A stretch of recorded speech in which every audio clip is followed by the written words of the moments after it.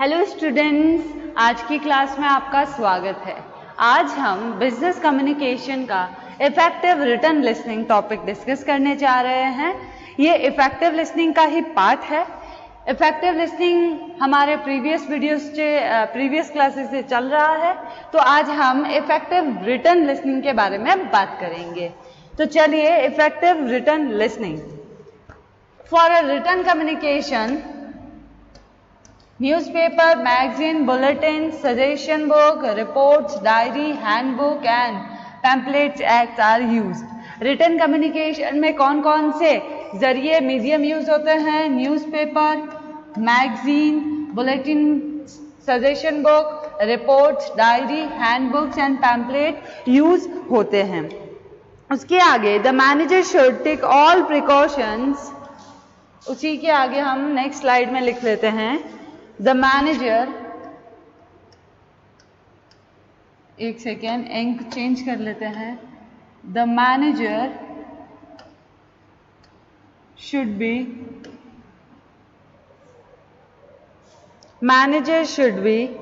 take all manager should be एक second should take all precautions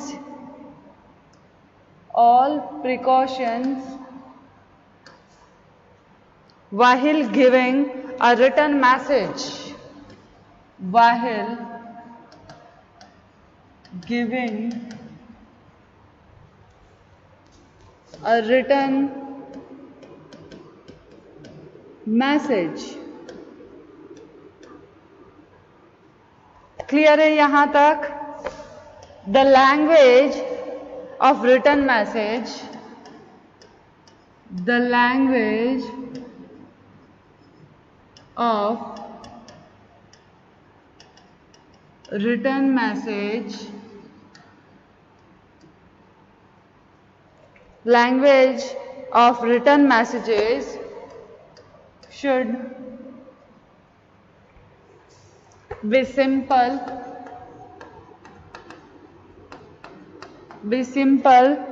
and clear. हम जो भी रिटन मैसेज में भाषा यूज कर रहे हैं वो कैसी होनी चाहिए? सिंपल और क्लियर। क्योंकि कॉम्प्लेक्स, जब भी हम कठिन भाषा यूज करते हैं तो आगे वाला कंफ्यूज हो सकता है। Because complex language can create confusion and the lead of arguments.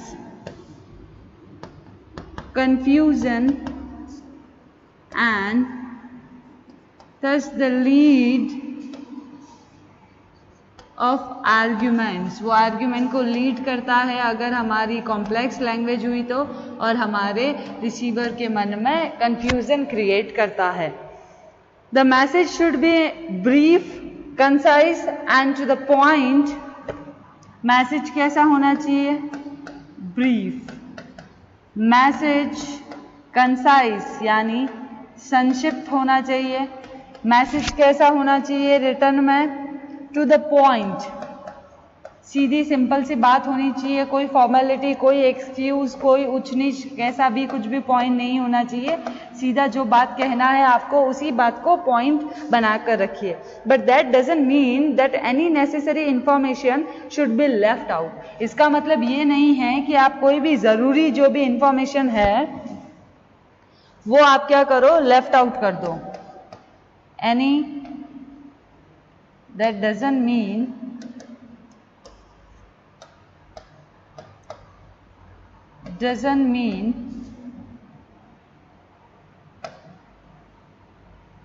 that any necessary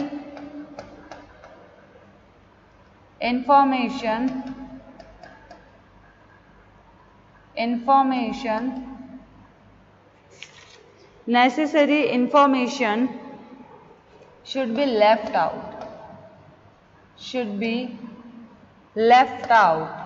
यानी इसका मतलब ये नहीं है कि हमारा मैसेज छोटा हो, टू द पॉइंट हो, तो हम ज़रूरी इंफॉर्मेशन को ही छोड़ दें। ऐसा बिल्कुल भी नहीं होना चाहिए ओरल कम्युनिकेशन में। क्लियर है यहाँ तक? ये है हमारा ओरल रिटन कम्युनिकेशन। नहीं, मैंने अभी बोला ओरल कम्युनिकेशन नहीं, ये हमारा रिटन कम्युनिकेशन है। तो इस तरह से ये हमारा रिटन कम्युनिकेशन है। Written listening is affected by many factors like take one more time and is a expensive process. ये कैसे प्रोसेस है? एक्सपेंसिव। ठीक है, ये जब हमने रिटन कम्युनिकेशन पढ़ा था ना, तभी भी पढ़ा था कि ये कम्युनिकेशन बहुत एक्सपेंसिव है। इसमें आप क्या कर सकते हो? लैक ऑफ सिक्रेसी होती है, गोपनीयता की क्या होती है?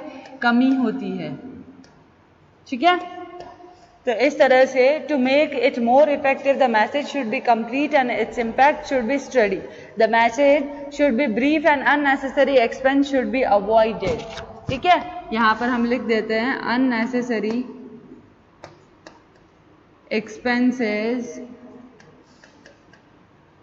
expenses should be avoided। यहाँ ऊपर हेडिंग डाल देते हैं, वरना कुछ थोड़ा सा कंफ्यूजन हो सकता है। Written listening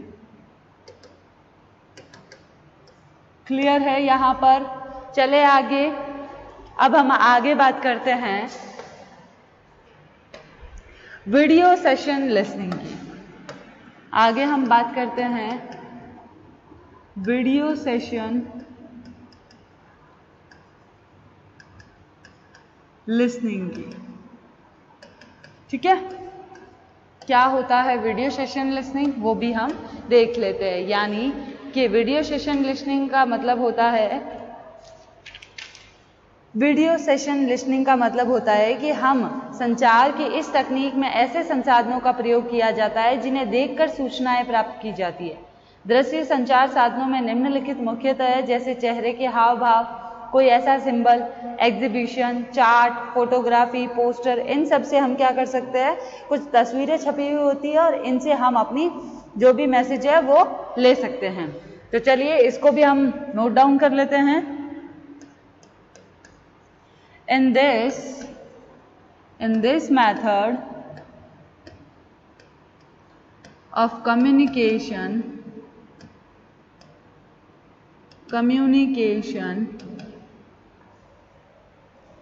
such mean are used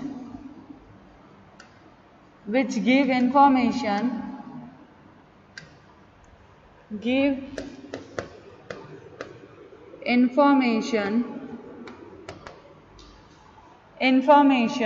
on seeing them। Video session listening का मतलब होता है कि हम जिस भी इंफॉर्मेशन को, ऐसे इंफॉर्मेशन या ऐसा मीडियम जिससे हम देखकर इंफॉर्मेशन समझ जाते हैं या सुन लेते हैं। In video communication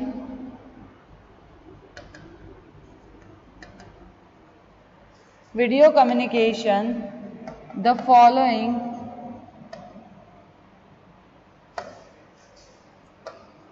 elements are important। कौन कौन से हैं वो देख लेते हैं जरा।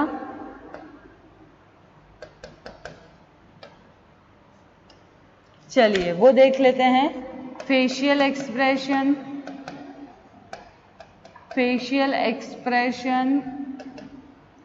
सेकेंड है साइन, प्रतीक, फिर है एग्जीबिशन,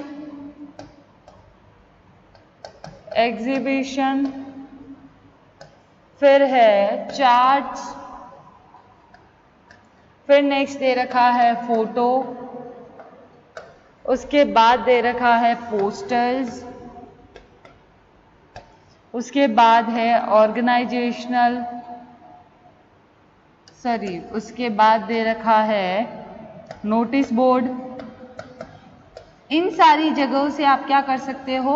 इंफॉर्मेशन ले सकते हो। फिल्म्स, ठीक है, ये सारी आपके इंफॉर्मेशन वीडियो कम्युनिकेशन के लिए इंपॉर्टेंट एलिमेंट्स हो सकते हैं।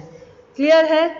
Then this is use sign and symbol is very easy for communicating, यानी कि अगर हम जैसे कहीं पर एक एग्जांपल दे रही हूँ, जैसे क्रॉस बना हुआ है, ठीक है, इसका मतलब क्या है कि नहीं जाना है, मना कर रहा है, ठीक है, इसका मतलब क्या है कि हाँ हमको जाना है। फिर आप जैसे कोई सिंबल बना देते हो कि इस तरह का कोई सिंबल बना हुआ है जिसमें, एक सेकेंड, सिंबल को सही बनाते हैं ताकि आपको समझ आ जाए। ठीक है, ये सिंबल ऐसे बना हुआ है जैसे, सॉरी ब्लैक नहीं है, ये देखिए ये सिंबल बना हुआ है ऐसे, जैसे ये इसमें रेड कलर के डॉट्स है, यानी कि आपको कहीं यहाँ से जाने के लिए रुकना है। तो इस तरह से सिंबल, जैसे रेलवे ट्रैक पे या फिर बहुत जगह पर आपको सिंबल से आप मैसेज को समझ सकते हो। तो ये था आपका वीडियो सेशन लिसनिंग। अब हम आगे बात करते हैं process of video session listening. अब हम बात करते हैं प्रोसेस ऑफ, अभी हमने पढ़ा है वीडियो सेशन लिसनिंग, अब हम पढ़ते हैं process of video session listening.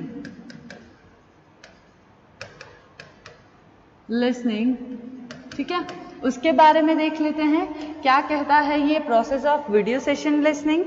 तो चलिए, सबसे पहला कि इस संचार में प्रणाली में कुछ लिखना भी नहीं है, कहीं साइन भी करने की जरूरत नहीं है और न ही शब्द बोलने की आपको जरूरत है। यानी इन शॉर्ट हम कह सकते हैं कि this method such mean are use give information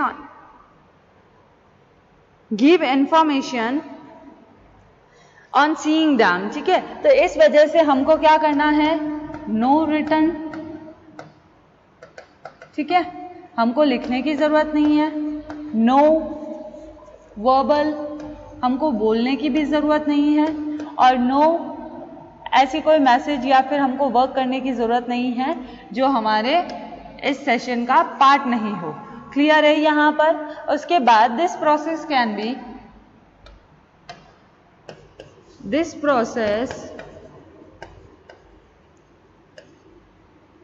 B used, this process can be used with any organization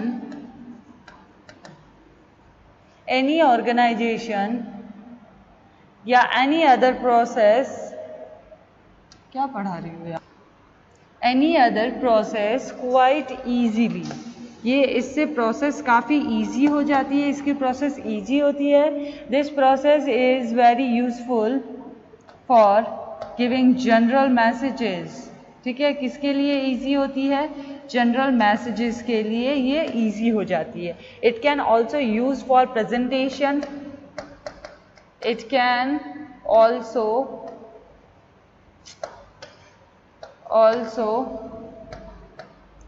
use for presentation. संगठन में प्रेजेंटेशन प्रेजेंट करने के लिए भी वीडियो सेशन का हम यूज़ कर सकते हैं। तो ये था हमारा प्रोसेस वीडियो सेशन का।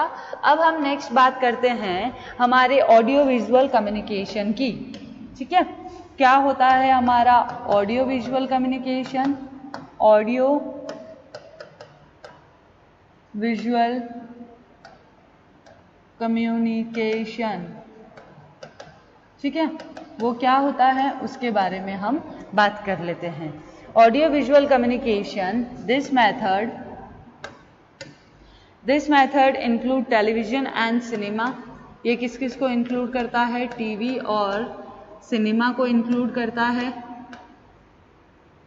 देन उसके बाद in today's fashionable world this process has become very important. ये आज के फैशनेबल युग में ज़्यादा इंपॉर्टेंट प्रोसेस है। This process is more effective than other means of communication. ये मोर इफेक्टिव है किन से? More effective then other means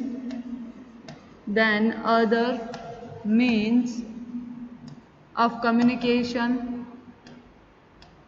ये कम्युनिकेशन के अन्य माध्यमों से ज़्यादा उपयोगी सिद्ध होती है, ठीक है, और प्रभावी सिद्ध होती है. This process is easy to use in situation this process is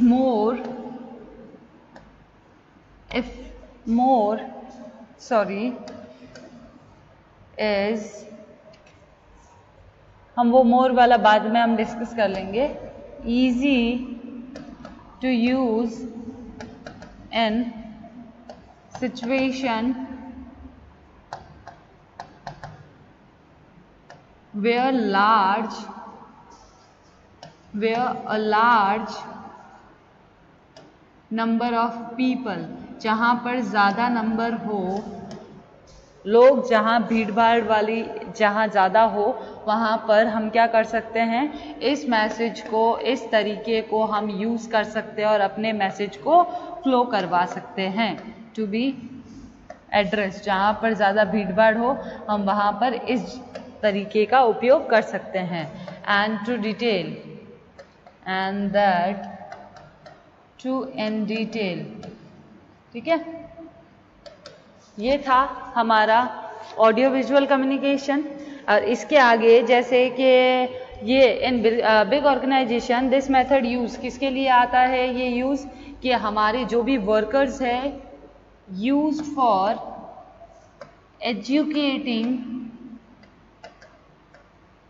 educating its worker, then for advertising new products,